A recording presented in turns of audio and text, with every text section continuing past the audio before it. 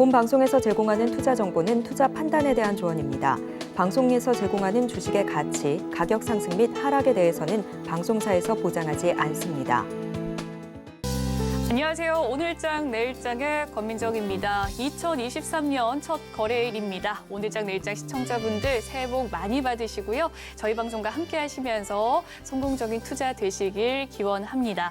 오늘은 빨간불로 시작한 양시장이지만 오후장 들어서면서 이 외국인의 팔자세 속에 오후장 약세 흐름 나타나고 있는 상황인데요. 그래도 2차 전지주, 반도체 그리고 자동차주들이 전반적으로 묵직하게 올라와주는 모습 나타나면서 하방 많이 무너지지 않는 상황 나타나고 있습니다.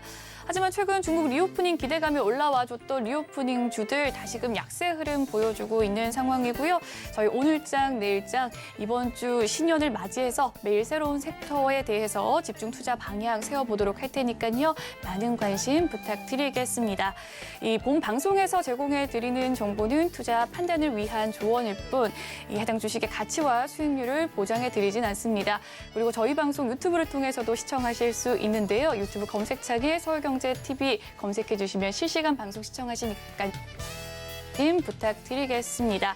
이 서울경제TV와 서울경제신문은 당사의 브랜드입니다. 최근 당사를 사칭하는 피해가 늘고 있으니 시청자 여러분의 각별한 주의 바랍니다.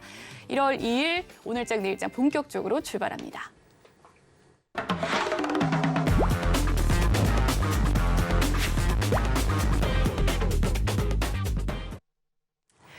이 시각 보도본부 시간입니다. 오늘은 성나균 기자와 함께합니다. 어서 오세요. 안녕하세요. 네, 그러면 오늘은 어떤 헤드라인 들고 오셨을지 화면으로 만나보도록 하겠습니다.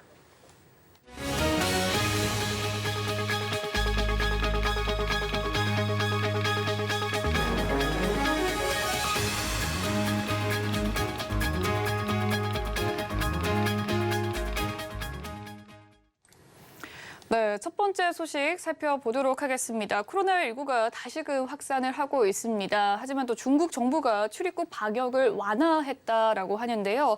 우리 정부는 어떤 조치 취하고 있습니까? 네, 우리 정부는 오늘부터 강력한 방역 완화 대책을 시행하기로 했습니다. 중국발 입국자 모두에 대해서 코로나19 유전자 증폭 PCR 검사를 하는 것이 핵심인데요.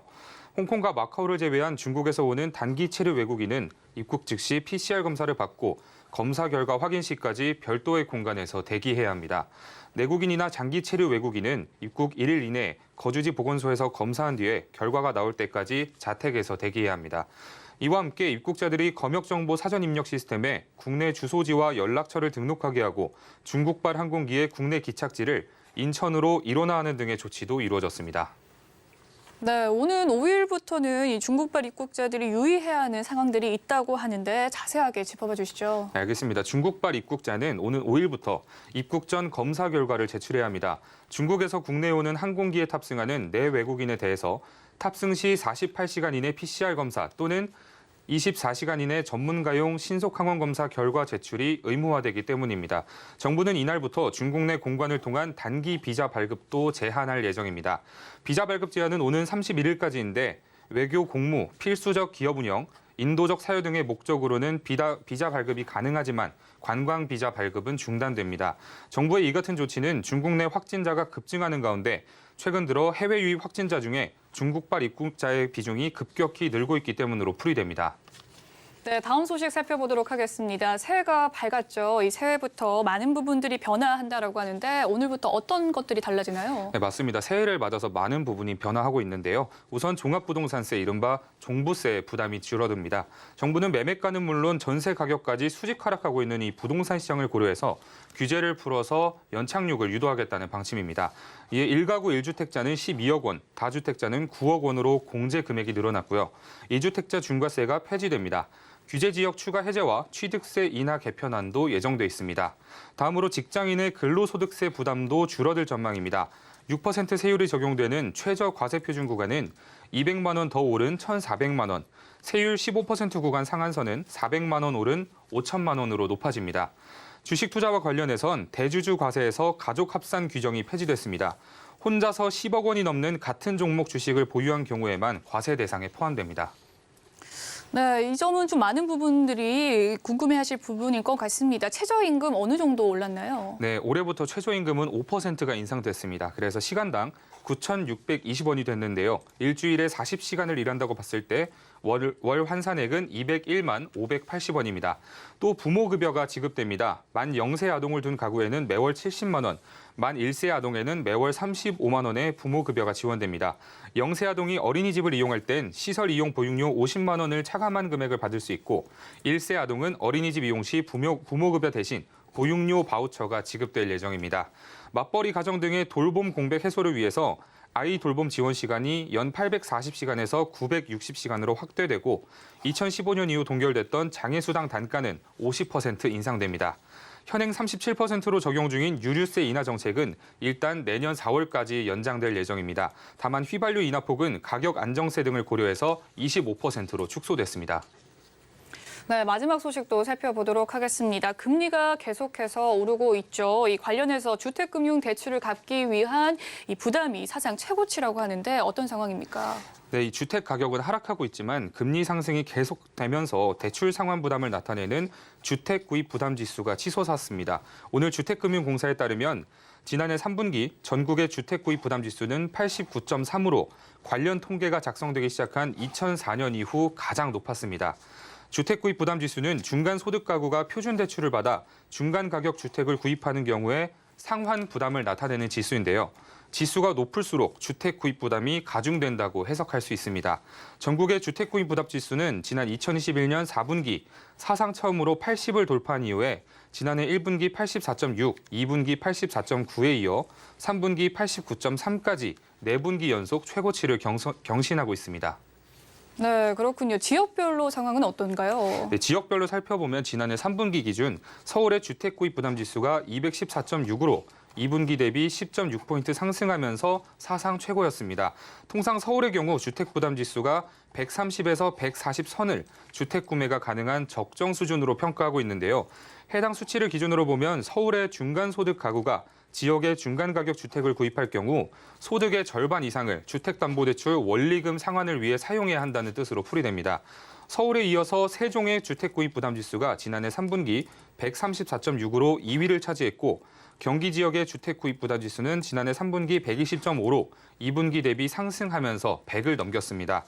이 다음으로는 인천, 제주 등이 100에 근접했고 부산, 대전, 대구, 광주 등이 뒤를 이었습니다. 네, 이 시각 보도본부 오늘은 성동용 기자와 이야기 나눠봤습니다. 오늘 말씀 감사합니다. 감사합니다. 네, 이번 시간은 이 시각 외국인과 기관의 수급 상황 살펴보는 수급 포착 시간으로 넘어가 보도록 하겠습니다. 새해 첫 거래일입니다. 새해 첫날인 만큼 또 기대감이 몰렸던 시장 상황이었는데요. 오후장 들어서면서 약세 흐름을 보였던 시장, 현재 반등세 나타나고 있지만 여전히 파란불 흐름 보여주고 있습니다. 현재 수급 상황 객장 연결해서 자세한 이야기 나눠보도록 할게요. 신한금융투자 부산금융센터 이호석 차장 연결되어 있습니다. 차장님 안녕하세요. 네, 안녕하십니까. 이호석 차장입니다. 네, 수급 상황 보겠습니다. 2023년 첫 거래일 시장 흐름과 함께 특징주의 흐름 어땠습니까? 네, 우선 첫 거래일이기 때문에 굉장히 좀 좋은 흐름이었으면 하고 기대는 했는데 생각보다는 그에 미치지 못하는 흐름 보여주고 있습니다. 오늘 12월에 아무래도 큰 폭의 조정이 있었기 때문에 시장 자체가 지수의 단기 바닥권 진입했다라는 데 이제 무게감이 많이 실렸었거든요.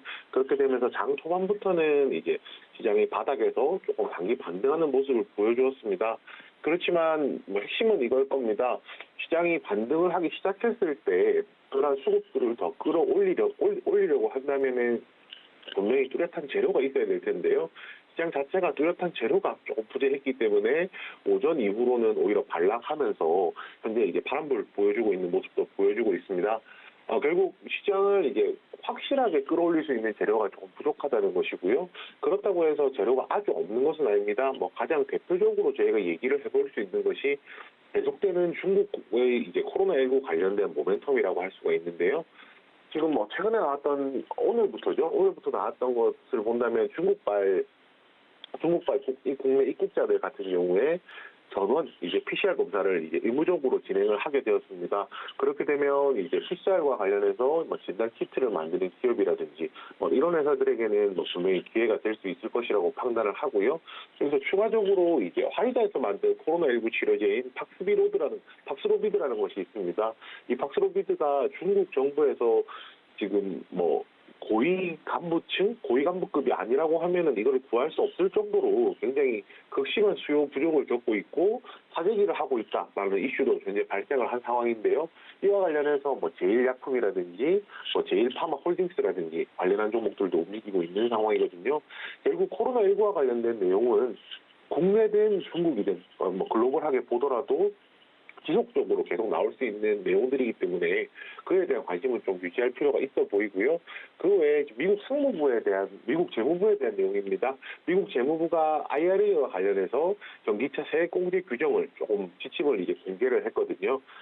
상업용 전기차 범위가 지금 조금 바뀌게 되었습니다. 한국에서 생산된 전기차라고 하더라도 상업용 이제 전기차 같은 경우에는 미국 정부로부터 보조금 혜택을 받을 수 있게 되었는데요. 뭐 이러한 내용들이 나오면서 국내에서 뭐 완성차 관련주라든지 그에 들어가는 자동차 부품 관련주 그리고 뭐 LNF와 같은 2차 전지 관련주가 이제 시장에서 관심 받는 모습 보여주고 있거든요.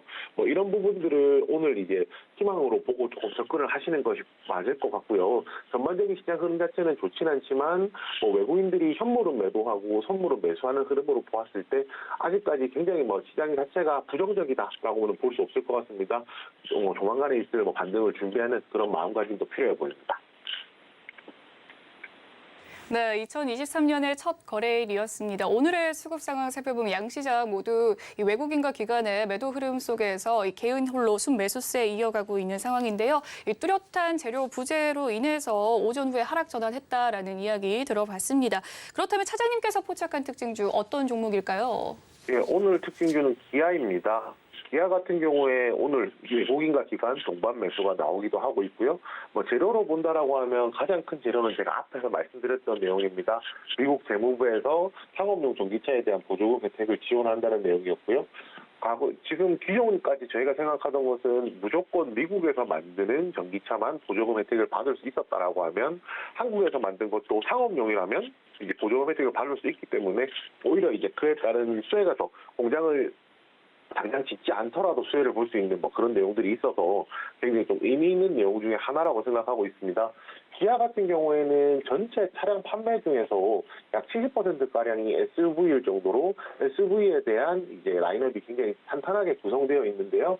지금 이제 EV6가 지금 기존에 출시됐던 차량이고 많은 분들께서 도로에서도 많이 보셨을 건데 올 상반기에 EV9이라고 하는 대형 이 전기차 SUV도 이제 라인업 확대를 할 것으로 하고 있습니다. 시장 경쟁력 자체가 굉장히 많이 확보된다는 데 큰 의미가 있고요. 결국에는 이제 이런 전기차 라인업이 확대되면 확대될수록 미국 시장을 공략하는 데는 굉장히 좀 큰 의미가 있기 때문에 이에 대한 부분들 조금 더 포인트로 놓아야 될 것 같습니다. 그리고 현재 지금 현대차, 기아 둘 다 마찬가지인데요. 실적에 대한 것이 과연 잘 나올 것인지에 대한 우려감들이 존재를 하고 있는 상황입니다. 그런데 현재 지금 예상치로 보았을 때 2023년 영업이익이 10조 3,200억 원, 그러니까 10조 정도 나올 것이고요. 이 수치는 2022년 영업이익 대비했을 때 약 46% 정도 늘어난 수치거든요. 결국에 이제 올 한 해 동안 안정적인 미국 시장 판매라든지 EV9을 비롯해서 EV 시리즈의 글로벌 판매가 이루어진다라고 하면 앞으로 실적 개선에 대한 내용도 기대감이 있기 때문에 오늘 기관과 외국인 동반 매수가 들어오고 있는 기아에 대해서는 관심이 필요해 보입니다. 네, 오늘 이호석 차장의 포착 특징주 기아에 대해서 살펴봤습니다. 지금까지 신한금융투자 부산금융센터 이호석 차장과 함께했습니다. 오늘 말씀 감사합니다. 네, 감사합니다.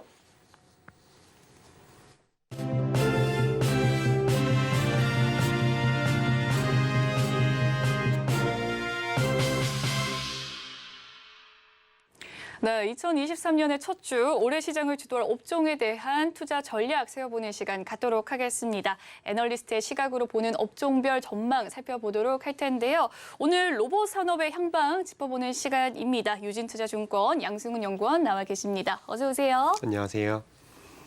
네, 내일 이 CES 일정을 앞두고 귀한 걸음 해주셨다고 들었습니다. 감사합니다. 감사합니다. 네, 이야기 한번 나눠보도록 하겠습니다. 지난해 로봇 산업에 대한 관심이 많이 확대가 됐습니다. 그럴 것이 좀 기업별로 살펴보자면요. 이 현대차는 이 미국의 이 보스턴 다이나믹스를 좀 인수를 하는 모습을 보였고, 삼성전자 이 신성장 사업으로 또 로봇을 선정을 했고요. 테슬라는 이 사람 형태의 휴머노이드 로봇을 공개를 했는데, 이 게다가 글로벌 경제 전반 위기 속에서도 이 산업용 로봇들이 좀 대다수 이 많은 설치를 자랑했다라는 이야기가 있었어요. 이 신산업으로 로봇 성장세 어떻게 평가하십니까? 네, 일단은 지금 말씀해 주셨던 것처럼 2022년은 이제 로봇 산업이 가장 엄청나게 좀 관심을 많이 받았던 그런 한 해로 보실 수가 있습니다. 뭐 그랬던 배경에는 이제 노동력 부족이라든지 인건비 상승과 같은 사회 구조적인 변화들이 있었고요. 이에 따라서 자동화, 즉 로봇에 대한 관심이 많이 커졌다라고 보실 수가 있겠습니다. 그리고 여기에 더해서 말씀해 주셨던 것처럼 뭐 삼성전자가 이제 로봇 사업을 본격화하겠다라고 선언을 했었고, 또 현대자동차 그룹이 이제 보스턴 다이내믹스를 인수를 하면서 국내 주요 대기업들도 본격적인 그런 로봇 사업 진출 움직임들을 보여줬었고요. 그래서 이제 이렇게 굉장히 좀 로봇 산업에 대한 관심들이 커지고 있는데, 아직 이 로봇 산업이 이제 막 시작하는 단계, 개화하는 단계에 있기 때문에 그 성장세를 구체적인 수치로 말씀을 드리긴 어렵습니다. 다만 이제 점차 이런 로봇들이 저희 사회, 일상생활에 점차 보급이 확대가 되고 있는 그런 상황이라고 좀 평가를 내리고 싶고요.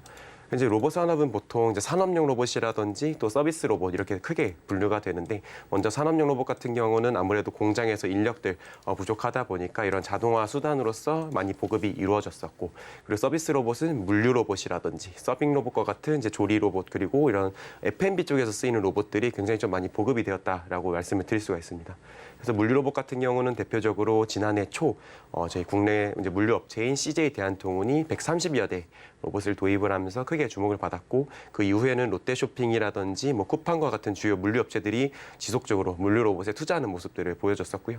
그리고 또 마지막으로 서빙 로봇 같은 경우는 이제 저희 최근에 이제 서빙 로봇 렌탈 사업 이런 것들도 많이 나오면서 이제 그 도입하는 수요자들의 부담을 좀 많이 낮춰주고 있는 그런 상황입니다. 그래서 이러한 부분들이 상당히 이런 로봇들 보급에 크게 좀 기여를 하고 있는 상황이지 않나라고 생각을 하고 있습니다.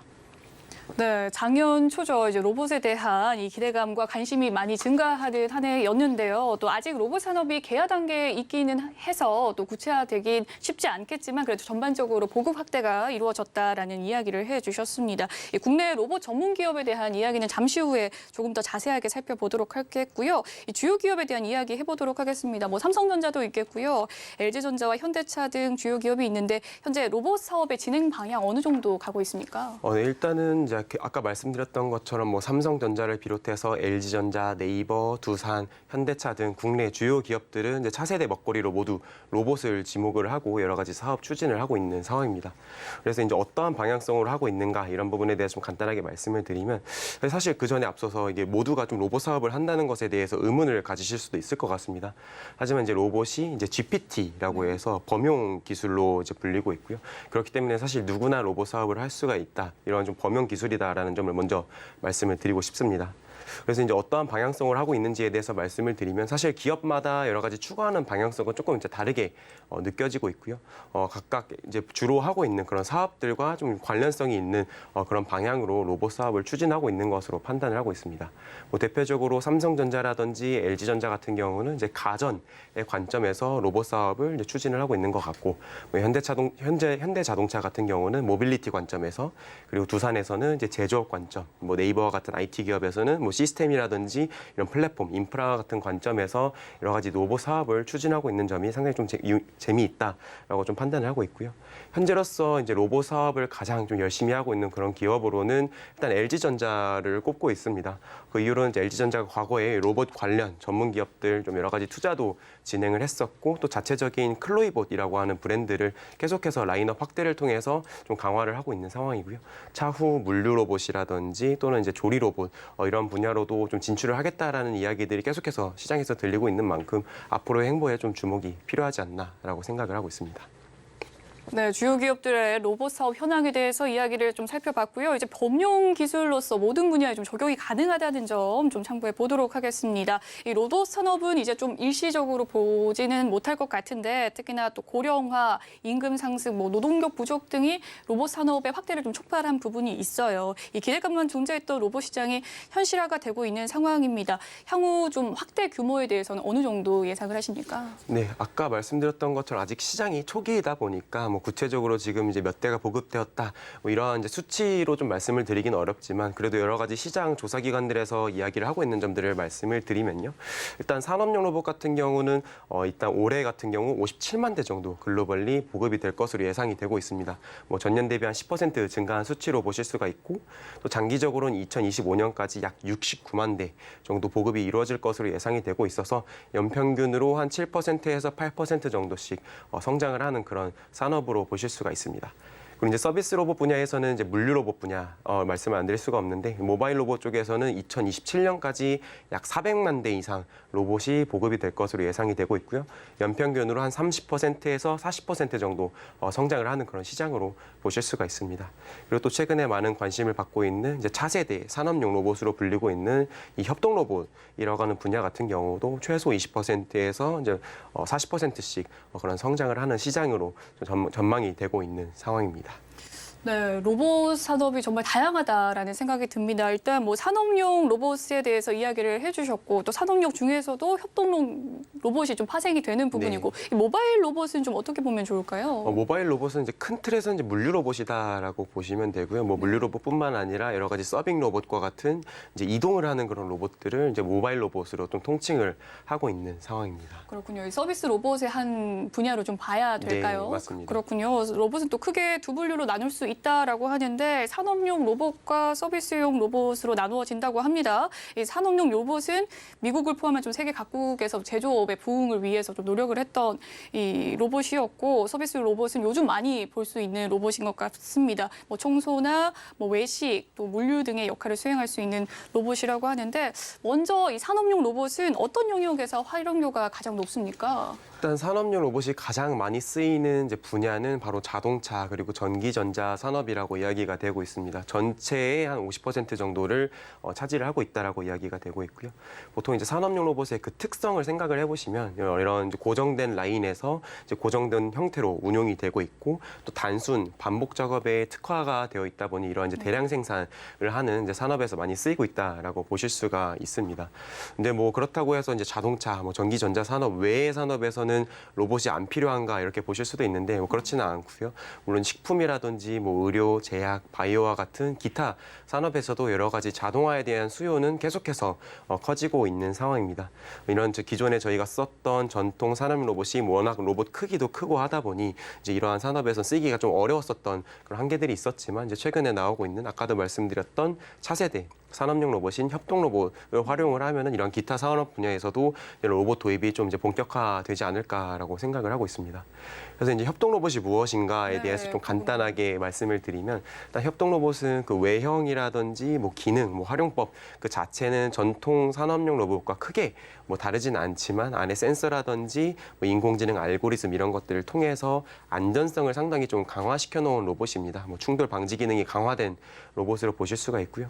거기에 더해서 이제 이런 안전성을 가지고 있다 보니까 저희 공장 내에서 따로 이제 펜스라든지 이런 것들 방호벽을 설치를 할 필요가 없어서 이제 공장 내에서 차지하는 이제 공간의 크기도 작고 또 로봇 크기 자체도 작다 보니 여러 가지 옮기기도 쉬운 그런 이동성이 뛰어나다라는 장점들도 가지고 있습니다. 그리고 여기에 더해서 가격도 기존의 전통 산업용 로봇 대비 한 절반 수준으로 저렴해졌고요. 또 여러 가지 사용자들, 조작 편의성들도 많이 뛰어나져서 보급 확장성이 뛰어난 그런 로봇으로 보실 수가 있을 것 같습니다. 네, 산업용 로봇에 대한 이 활용도에 대해서 살펴봤습니다. 일단 산업용 로봇에 또 협동 로봇이 속해지면서 조금 더 간소화되었다라고 좀 생각을 해도 될까요? 네, 맞습니다. 그렇군요. 저희 전통 산업용 로봇의 비중이 좀 큰 상황 속에서 이 글로벌 협동 로봇 시장의 점유율 1위를 살펴보면 또 덴마크라고 해요. 네. 덴마크 유니버설 로봇으로 또 점유율 절반을 차지하고 있다라고 하는데 그 밖의 해외 주요 기업 상황은 어떻습니까? 네, 일단은 현재 협동 로봇 시장에서는 말씀해 주셨던 것처럼 이제 덴마크의 로봇 회사인 유니버설 로봇이 전체 시장 점유율 한 40%에서 50% 정도, 절반 가량을 차지를 하고 있는 것으로 알려져 있습니다. 뭐 그 외에는 이제 대만의 테크만 로봇이라고 하는 회사가 좀 많은 주목을 받고 있고요. 사실 이제 아까 말씀드렸던 유니버셜 로봇을 제외하고는 아직까지 뭐 뚜렷하게 두각을 나타내고 있는 기업은 없는 상황입니다. 네. 그렇기 때문에 오히려 국내 기업한테도 좀 충분히 기회가 있는 시장으로 말씀을 드리고 있습니다. 이제 국내 기업으로는 이제 상장 기업으로는 이제 레인보우 로보틱스가 네. 이제 주요 기업으로 말씀을 드리고 있고요. 그리고 이제 비상장 종목으로는 이제 두산의 자회사인 두산 로보틱스를 좀 꼽아볼 수 있지 않을까라고 생각을 하고 있습니다. 그리고 이 외에 뭐 기타 해외 기업으로는 일본의 뭐 화낙, 야스카 같은 기업들이 있고 뭐 중국의 아우보, 엘리트 로봇, 자카 로봇과 같은 기업들도 상당히 좀 최근에 시장에 진입을 하면서 많은 주목을 받고 있는 상황입니다. 근데 한 가지 현재 협동 로봇 시장 같은 경우는 이 로봇의 기술 수준이 이제 크게 차이가 나지 않고 있는 상황입니다. 즉 기술적인 변별력이 많이 좀 사라진 상황이라고 보실 수가 있고요. 그렇기 때문에 오히려 가격 경쟁력이라든지 뭐 소프트웨어, 솔루션의 강점을 가진 기업들의 매력이 더욱더 좀 부각되지 않을까라고 생각을 하고 있습니다. 그리고 현재 협동 로봇 기업들 현황에 대해서 간단하게 말씀을 드리면요. 일단 현재 여러 가지 로봇들이 나오고 있고 앞으로 이런 로봇 라인업에 좀 강화에 좀 초점이 맞춰져 있는 것 같습니다. 더욱더 이제 들 수 있는 무게, 이제 가반 하중이라고도 하는데 이런 가반 하중의 라인업들이 더욱더 다양화될 것이고 또 로봇 크기도 여러 가지 작은 로봇도 있고 큰 로봇도 있고 해서 이런 외형 자체도 좀 다양해질 것이고 또 이제 추가적으로 말씀을 드리면 이제 안쪽에 뭐 내부 센서, 네. 뭐 토크 센서라든지 이런 센서들을 더욱더 많이 부착을 하면서 조금 더 안전 기능을 강화시키는 그런 고도화 되는 모습들도 나타나고 있다라는 점들도 같이 덧붙여서 말씀을 드릴 수가 있을 것 같습니다. 네, 글로벌 협동 로봇에 대한 시장의 현황 살펴봤습니다. 일단 덴마크가 50%를 좀 차지한다라는 이야기를 해주셨고 기술적인 수준에서는 크게 차별화가 되지 않는다. 먼저 기술을 좀 선점하는 것이 중요하겠다라는 생각이 드네요. 네. 또 산업용 로봇 같은 경우에는 자동차와 반도체 또 생산 공정이 필수적인 이 요소잖아요. 지난해 자동차 시장 같은 경우에는 아무래도 코로나19 팬데믹 속에서 좀 자유롭지 못한 상황이었습니다. 이 반도체 겨울은 여전히 혹독한 상황 속에서 이런 추세가 이 산업에 미치는 리스크 좀 어떻게 보십니까? 일단은 이제 최근에 경기가 둔화되고 있는 흐름 속에서 사실 이제 저희가 생각을 해볼 수 있는 거는 이제 결국은 산업용 로봇도 여러 가지 자동화 설비 중에 하나다라고 보실 수가 있습니다. 그래서 이제 전반 경기가 악화되고 기업들의 설비 투자에 대한 의욕이 감소하게 되면은 결국 이제 그런 산업용 로봇에 대한 수요 또한 둔화될 수밖에 없다라고 보실 수가 있는데요. 최근에 실제로 여러 가지 일본이라든지 이런 주요 국가에서 나오고 있는 산업용 로봇 통계들을 보시면 여러 가지 수주 통계 상당히 좀 둔화가 되고 있는 모습들도 관측이 되고 있습니다. 뭐 이런 부분들은 이제 부정적으로 보실 수가 있지만 이제 긍정적인 부분에 대해서 말씀을 드리면 이제 최근에 전기차 산업이 많이 떠오르고 네. 있는 상황이지 않습니까? 관련돼서 배터리 공장이라든지 전기차 공장에 대한 투자들이 여러 가지 경기 둔화 우려 속에서도 계속해서 지속이 되고 있는 상황이고 이러한 부분들이 이제 좀 산업용 로봇의 수요를 지지를 해주는 그런 효과들도 좀 기대를 해볼 수 있지 않을까라고 생각을 하고 있습니다. 네, 로봇 산업에 대한 리스크에 대해서 좀 살펴봤고요. 앞으로 또 계속해서 전기차 시장이 커지기 때문에 좀 중장기적인 관점으로 바라봐야 되지 않나라는 생각이 듭니다. 이 산업용 로봇 시장에서는 또 중국 시장에 대한 이야기 빠질 수가 없을 텐데 특히나 산업용 로봇은 중국 내에서 아직 좀 국산화가 이루어지지 않은 시장이라고 합니다. 이 서비스 로봇의 상황은 좀 다르다고 하는데 80~90%가 중국 기업의 제품이라고요. 네, 맞습니다. 현재 이제 서비스 로봇 쪽, 특히 이제 서빙 로봇이라든지 이런 저희가 일상생활에서 많이 접하는 서비스 로봇 같은 경우는 현재 중국 기업의 차지하는 점유율이 한 80%에서 90% 정도 되는 것으로 알려져 있습니다. 다만 이제 산업용 로봇 쪽에서는 아직 중국 로봇 기업들이 크게 두각을 나타내고 있지 못하는 상황인데 그 이유에 대해서 간단하게 설명을 드리면 아무래도 산업용 로봇은 저희 공장에서 쓰이고 있고 공장 내에서 이제 여러 가지 자동화 이런 것들 역할을 담당을 하고 있다 보니까 로봇이 멈추면 안 됩니다. 결국 로봇이 멈추게 되면 크게 좀 여러 가지 기업들한테 피해를 입힐 수가 있기 때문에 이런 안정적으로 움직일 수 있는 그런 안전성에 대한 부분들이 많이 요구가 되고 있고요. 그러다 보니 일본이라든지 독일과 같은 기존의 산업용 로봇을 잘했던 그런 기업들의 아직까지 수요가 좀 많이 몰리고 있는 상황으로 보실 수가 있습니다. 다만 이제 서비스 로봇 분야 쪽에서는 이런 산업용 로봇 대비해서 그렇게까지 현재 쓰이고 있는 로봇들은 기술 수준이 높지가 않기 때문에 시장 진입에 대한 장벽이 높지는 않고요. 또 중국 정부가 최근에 여러 가지 이제 로봇 산업을 육성하고자 하는 그런 정책들이 많이 나오고 있어서 R&D에 대한 이제 지원 투자 그리고 이런 연구 개발들이 지속적으로 이루어지면서 중국 로봇 기업들이 서비스 로봇 시장에서 상당히 좀 두각을 나타내고 있는 그런 상황으로 보실 수가 있습니다. 그래서 이제 아직 현재 뭐 중국 기업들이 이제 뭐 기술 수준이 낮지 않은가 이런 의문들도 있으시지만 오히려 이제 국내 기업과 비교했을 때 이제 손색 좀 부족함이 없다. 오히려 잘하고 있다라는 이야기들도 있어서 이제 국내 기업들도 좀 많이 분발을 해야 되는 그런 상황이지 않을까라고 생각을 하고 있습니다. 그렇군요. 일단 기술적인 측면에서 또 미비한 상황 속에 또 이 가격 경쟁력이 또 하나의 큰 요인이지 않을까라는 생각이 듭니다. 그렇다면 좀 향후 중국이라는 시장은 또 국내 로봇 기업에 어떤 의미를 가지게 되는 시장일까요? 일단은 크게 두 가지로 생각을 해볼 수 있을 것 같고요. 거대한 시장이 되거나 아니면 이제 저희의 가장 큰 위협이 되는 경쟁 국가로 떠오르지 않을까라고 생각을 하고 있습니다.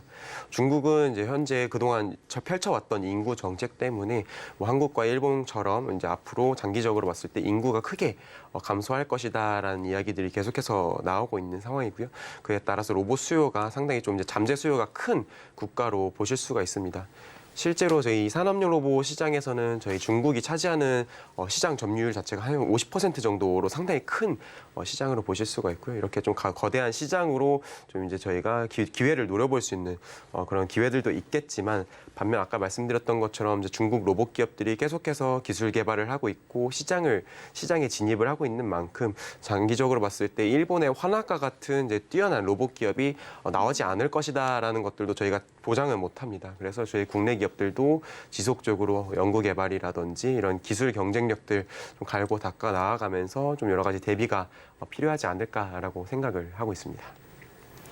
네, 중국은 일단은 또 이 거대 시장이자 최대 경쟁자다라는 이야기를 해주셨습니다. 또 급격한 인구 감소 때문인지 자동화 수요가 매우 또 높은 국가로 변모할 것이다라는 이야기를 해주셨고요. 또 어느 결과가 되었던 국내 기업들은 좀 계속해서 압도적인 기술 격차를 만들어야 해야겠다라는 생각이 듭니다. 이 협동시장, 협동 로봇에 대한 시장 규모 이야기를 해보도록 하겠습니다. 협동 로봇의 출하는 좀 계속해서 증가할 것이다라는 이야기가 나오는데 또 가격은 지속적으로 또 하락해야 될 것으로 전망이 되고 있어요. 이 기술력의 가격 경쟁력까지 갖춰야 된다라는 것인데 국내 로봇 기업들이 그 요건을 좀 충족하고 있다고 보십니까?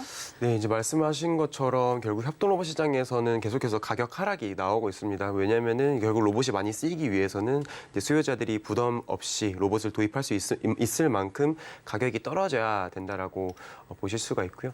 결국 이제 가격을 낮추기 위해서는 이제 로봇 안에 들어가는 부품들의 가격이 저렴해져야 되는 부분들도 있습니다.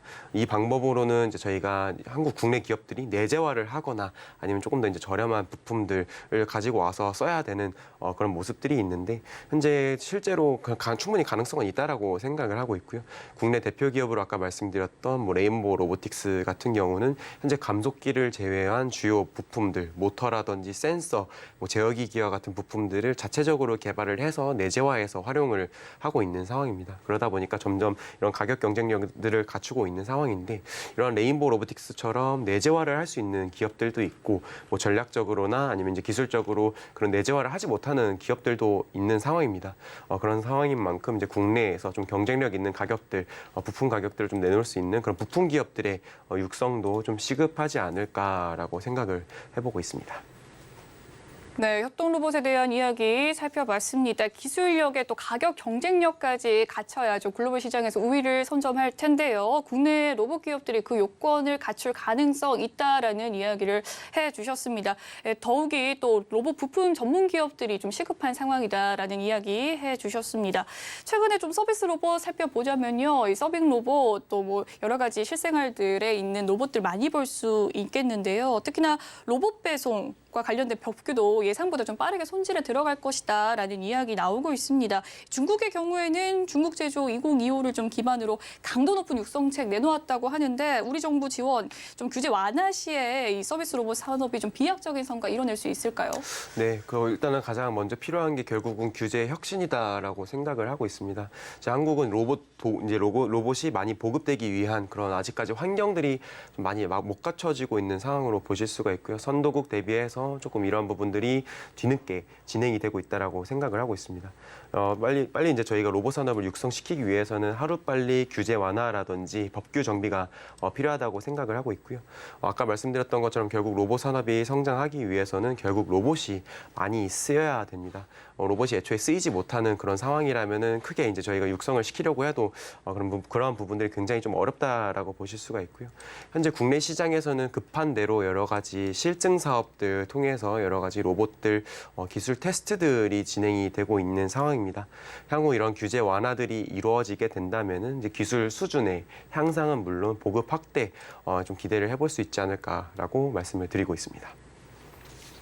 네, 한국의 이 정부의 좀 지원책 현황에 대해서 좀 살펴봤습니다. 우리나라가 로봇 규제가 생각보다 좀 이게 강한 상황인데 좀 완화가 된다면 기술 수준의 확산과 또 보급 향상 기대해 볼 수 있다라는 말씀해 주셨습니다. 이 테슬라에 대한 이야기 한번 살펴보죠. 지난해 테슬라가 사람형 형태의 로봇인 휴머노이드 로봇을 공개했습니다. 옵티머스라고 이야기를 하는데 이 휴머노이드 로봇은 공학 분야에서도 좀 가장 난이도가 높다라고 이야기를 한다고 해요. 이 테슬라는 이 사업 진출을 공식 선언한 지 1년 만에 결과물을 발표하는 기염을 토했는데 이 포식자가 된 것 같아요. 로봇 시장에서는 좀 어떤 성과를 나타나게 될까요? 일단은 먼저 저희 지난해 이제 저희 테슬라가 공개했던 옵티머스를 보시면은 기술 수준으로는 아직까지는 많이 좀 부족하지 않나라고 생각을 하고 있습니다. 로봇이 겨우 좀 걷고 겨우 이제 손을 흔드는 등의 좀 아직까지는 부족한 모습들을 많이 보여줬기 때문에 조금 더 갈 길은 많이 남았다라고 생각을 하고 있습니다. 다만 이제 저희 테슬라가 이 로봇에 대한 보여줬던 접근법은 굉장히 흥미로웠다라고 생각을 하고 있고요. 다들 이제 아시다시피 이제 테슬라에서 그동안 진행을 해왔던 여러 가지 전기차라든지 자율주행차 이러한 기술 거기서 이제 축적을 했던 기술들을 로봇에도 똑같이 좀 적용을 하는 모습들이 많이 관측이 되었고 또 거기에 대해서 아무래도 이제 저희 자동차 회사다 보니까 이런 로봇도 대량 생산을 하고자 하는 그런 관점에서 접근을 했던 점도 상당히 좀 재밌지 않았나라고 생각을 하고 있습니다. 네. 또 이제 테슬라에서 계속 강조를 했던 것처럼 단순히 로봇 휴머노이드를 만들기 위해서는 하드웨어뿐만 아니라 이제 소프트웨어에 대한 기술 개발도 필요하다라고 강조를 했듯이 결국은 휴머노이드와 같은 로봇들이 나오기 위해서는 결국 AI 기술들이 많이 발전을 해야 되는 상황인데 이러한 이제 관점에서도 계속해서 로봇 개발을 하고 있다라는 점은 상당히 좀 의미가 있지 않았나라고 생각을 하고 있습니다.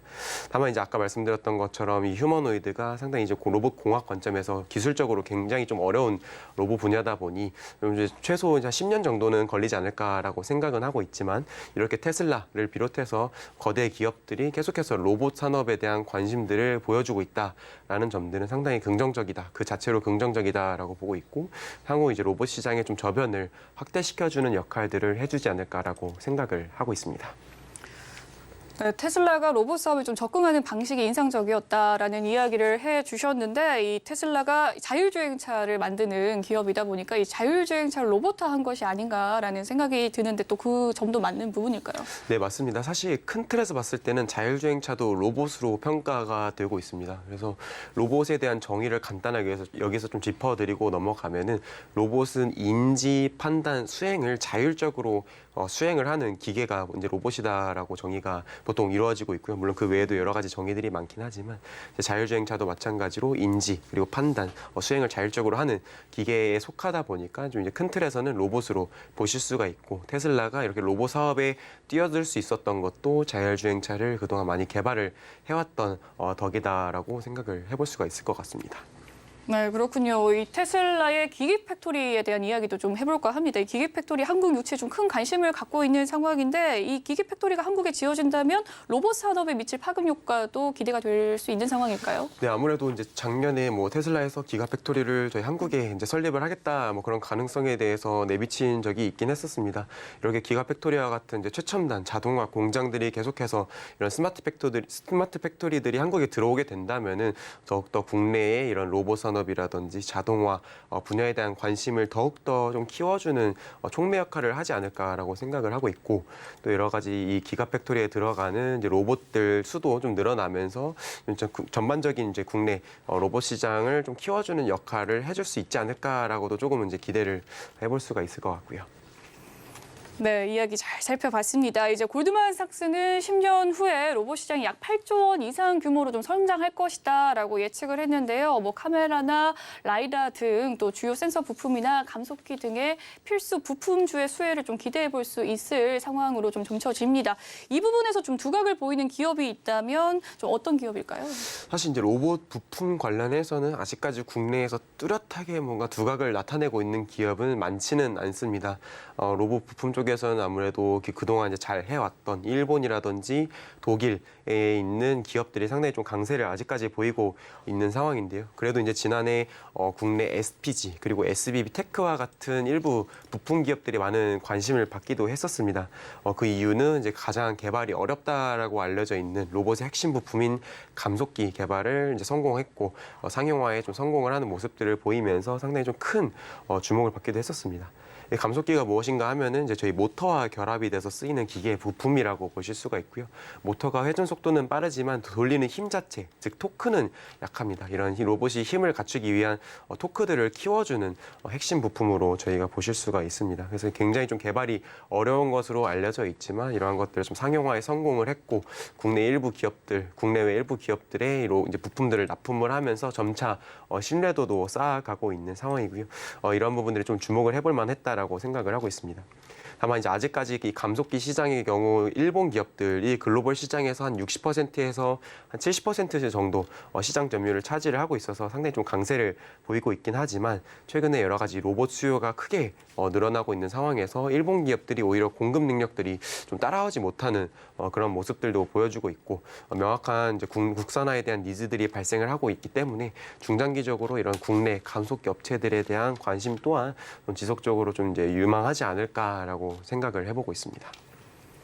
네, 이제는 또 국내 전문 로봇 기업에 대해서 하나씩 좀 살펴보도록 하겠습니다. 지난해 6월에 발표해 주신 리포트에 좀 따르면요. 레인보우 로보틱스 굉장히 좋은 이야기 해 주셨습니다. 레인보우 로보틱스와 또 두산 로보틱스에 대한 이야기들 살펴봐 주셨는데 이 반복 정밀도와 또 구동 속도가 로봇의 또 이 성능을 좌우한다라는 말씀해 주셨어요. 특히나 레인보우 로보틱스 기술력 굉장히 높게 평가해 주신 바가 있는데 해외 진출도 본격적으로 추진할 계획이라고 하죠. 세계 시장에서 뚜렷한 이 성과를 낼 수 있을까요? 일단 레인보우 로보틱스에 대해서 간단하게 좀 설명을 드리면 저희 과거에 한국 최초 이족 휴머노이드 이족 보행 로봇인 휴보를 개발을 했던 기업입니다.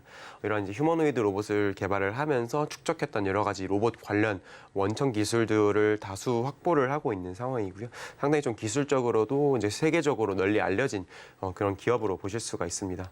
일단 현재로서는 매출이 이제 2021년 기준으로 봤을 때 한 90억 원 정도로 아직까지는 좀 규모 자체는 많이 작지만 이제 2022년 기준 이제 최소한 140억 정도 매출을 기록을 할 것으로 예상이 되고 있어서 매년 이제 두 자릿수의 매출 성장을 보여주고 있는 그런 기업으로 보실 수가 있습니다. 또 이제 말씀해 주셨던 것처럼 이제 올해부터 2023년부터는 해외 진출도 본격적으로 추진할 계획에 있는데 저희가 아까 말씀드렸던 것처럼 저희 레인보우 로보틱스가 여러 가지 자체 개발 부품들을 자체 개발을 했고 원가율을 낮추면서 제품 가격을 상당히 좀 크게 낮췄던 부분들 이러한 것들이 가격 경쟁력으로 나오면서 좀 글로벌 시장에서도 충분히 좀 좋은 경쟁력을 보여주지 않을까라고 좀 기대를 해보고 있습니다.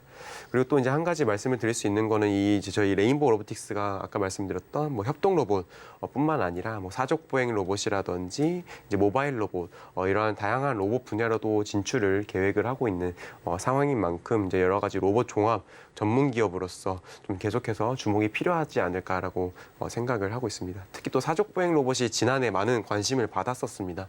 뭐 여러 가지 군용 로봇 개발 관련해서도 크게 주목을 받았었고요. 빠르면은 2024년에 본격적으로 좀 상용화가 여러 가지 보급 확대가 이루어지지 않을까라고 예상을 하고 있고 또 올해 들어서는 여러 가지 서빙 로봇과 같은 저희 일상생활에서 많이 활용이 되고 있는 로봇 분야로도 좀 추가적인 진출 계획도 나와 있는 상황이라서 조금 계속해서 중장기적인 성장 매력은 갖춘 기업으로 말씀을 드리고 있습니다. 네, 레인보우 로보틱스에 대한 이야기 살펴봤습니다. 국내 상당사 중 협동 로봇을 좀 가장 잘하고 있다라고 평해 주셨고요. 또 레인보우 로보틱스와 함께 부각되는 로보티즈에 대해서 좀 살펴보면 국내 1세대 로봇 기업이다라고 이야기를 해주셨어요. 이 기술적 관점에서는 좀 어떻게 보시는지요? 네, 저희 로보티즈는 이제 저희 예전 거의 국내 로봇 1세대 기업이라고 보실 수가 있고요. 원래는 이제 여러 가지 로봇 부품을 잘했던 기업입니다. 뭐 로봇 관절에 들어가는 이제 구동 부품인 액추에이터를 잘 만들었었고 유일하게 해외로 좀 역수출이 이루어졌을 정도로 시장에서 높은 평가를 받고 있는 상황인데 이런 기존의 부품 사업을 좀 중심적으로 사업을 해왔다면은 이제 현재로서는 이제 자율주행 로봇 쪽으로 사업을 확장을 시켜 나아가고 있는 상황입니다. 뭐 실내 자율주행 로봇이라든지 뭐 실외 자율주행 로봇 다양한 로봇 라인업들을 공개를 하고 있는 상황이고 뭐 실외 자율주행 로봇은 이제 국내에서 좀 이제 국내 기업 중에서도 앞서서 여러 가지 실증 테스트들을 이제 주도적으로 진행을 하고 있는 만큼 향후 여러 가지 배송 로봇들, 실외 자율주행 로봇들에 대한 규제들이 완화가 되는 시점이 왔을 때 좀 크게 한번 주목을 받을 가능성도 있지 않을까라고 생각을 해보고 있고요. 네, 자율주행 이 로봇으로 좀 변모를 하고 있는 상황이고 소버스 로봇에서도 굉장히 기대감이 있다라는 말씀해 주셨습니다. 어느새 이제는 좀 실생활에 자리를 잡은 로봇인데요. 성장주이자 경기 민감주 측면을 지니고 있습니다. 올 한해 투자자들 어떤 관점으로 접근해 봐야 될까요? 네, 일단 사실 올해 증시가 좀 사실 굉장히 좀 어렵지 않을까라는 얘기들도 많이 나오고 있는 만큼 이런 로봇 산업에 대한 투자 접근이 쉽지는 않을 수 있습니다. 다만 이제 로봇 산업에 접근을 하실 때에는 반드시 이게 이제 로봇 산업은 단기간 관점에서 보시는 게 아니라 결국은 중장기적인 사회 구조적인 변화의 관점에서 지켜보실 수가 있고요. 중장기적인 호흡에서 좀 접근이 필요하다라고 먼저 말씀을 드리고 있고 또 이제 결국은 그렇기 때문에 중장기적으로 성장을 할 수 있는 기업 결국 이제 여러 가지 앞으로도 계속해서 꾸준히 기술 경쟁력을 확보를 하고 보여줄 수 있는 그런 기업들을 중심으로 좀 투자 접근이 유의미하지 않을까라고 말씀을 드리고 있습니다. 그리고 또 이제 로봇 산업이 아직까지는 작고 또 이제 막 초기 단계이긴 하지만 이제 본격적으로 시장이 확대가 되고 있는 국면에 진입을 하고 있는 만큼 실적도 좀 유의미하게 성장을 하는 그런 모습들을 보여주는 기업들에 좀 관심이 필요하지 않을까라고 생각을 하고 있습니다. 네, 이 올 한해 투자자들 로봇 관련주들 좀 관련 있게 살펴볼 이야기 해보도록 하겠습니다. 그리고 또 CES 일정이 남아 있는데요. 이 로봇 관련주에 어떠한 기대가 있을까요? 네, 일단은 이번 CES 2023년에서는 뭐 여러 가지 이제 최신 기술들이 많이 다수 공개될 것으로 이야기가 되고 있습니다. 뭐 모빌리티부터 해서 뭐 메타버스, VR, AR, 그리고 블록체인 기술 뭐 등등 여러 가지 이야기들이 나와 있고 여기서 빠질 수 없는 게 결국은 로보틱스에 대한 이야기들입니다. 뭐 CES 2022년 지난해에는 이제 현대자동차에서 보스턴 다이내믹스를 중심으로 한 여러 가지 로봇 관련 기술들을 공개를 하면서 로봇 산업에 대한 관심들을 더 키워줬던 부분들도 있었고요. 올해도 여러 가지 국내 주요 기업들을 비롯해서 해외 기업들이 로봇 관련 기술들을 대거 공개를 하면서 또 다시 한번 이제 좋은 흐름들을 보여주지 않을까라고 생각을 하고 있습니다. 뭐 아직까지 로봇 전문 기업으로는 이번에 참여하는 기업들을 봤을 때 뭐 딱히 이제 크게 주목할 만한 기업들이 많이 안 보이는 것들은 아쉬운 점들이긴 하지만 이 이야기는 결국 무엇인가 하면은 이제 국내 LG전자라든지 삼성전자와 같은 이제 큰 대기업들을 중심으로 이제 로봇 산업에 대한 이야기들이 분명히 같이 나올 것으로 보실 수가 있고요. 단순히 로봇 전문 기업이 아니라 이제 주요 기업들에서 어떠한 로봇 사업들을 추진을 하는지 그런 로봇 사업 전략에 대해서 좀 지켜보는 것도 좀 한 가지 재미있는 관전 포인트가 되지 않을까라고 생각을 해보고 있습니다. 네, 여러 가지 사업의 전략을 좀 살펴보는 것이 중요하다라는 말씀을 해주셨습니다. 일단 로봇 관련주가 좀 일시적인 단기 테마가 아닌 만큼 중장기적인 접근이 필요하겠다라는 생각이 드는데요. 앞서 좀 올 한해 투자 전략을 봤다면 조금 더 중장기적인 관점으로 몇 년을 좀 봐야 될까요? 사실 로봇 산업이 뭐 몇 년이 지나면 개화가 된다 이런 부분들에 대해서는 사실 예측은 어렵습니다. 결국은 5년에서 10년 단위로도 봐야 되는 산업이라고 생각을 하고 있고요. 뭐 지금이야 저 일상생활에서 간단한 뭐 서빙 로봇이라든지 간단한 조리들을 도와주는 로봇들이 많이 나와 있지만 결국은 중장기적으로는 이제 로봇 기술이 나아가야 될 방향성은 테슬라가 하고 있는 것과 같이 뭐 휴머노이드와 같은 이제 고도화된 로봇 기술이라고 생각을 하고 있습니다. 그래서 이런 휴머노이드 로봇들을 만들 수 있는 기업들이 어디인지 이런 관점에서 지켜보시면은 좀 더 이제 유의미하지 않을까라고 생각을 하고 있고 이제 그런 관점에서는 이제 저희가 과거 휴보를 만들었던 휴머노이드 로봇을 만들었던 뭐 레인보우 로보틱스와 같은 기업들의 관심이 가장 좀 유의미하지 않을까라고 말씀을 드리고 있습니다. 네, 지금까지 유준투자증권 양승훈 연구원과 로봇에 관한 이야기들 함께 투자 전략 세워봤습니다. 오늘 말씀 감사합니다. 감사합니다. 본 방송에서 제공해드리는 정보는 투자 판단을 위한 조언일 뿐 해당 주식의 가치와 수익률을 보장해드리진 않습니다. 그리고 서울경제TV와 서울경제신문은 당사의 브랜드입니다. 최근 당사를 사칭한 피해가 늘고 있으니 이 시청자 여러분의 각별한 주의 바라겠습니다. 오늘 준비한 소식은 여기까지고요. 잠시 후 마감 임박 60분의 승부도 많은 시청 부탁드릴게요. 저희는 내일 다시 찾아뵙겠습니다. 시청해주신 여러분 고맙습니다.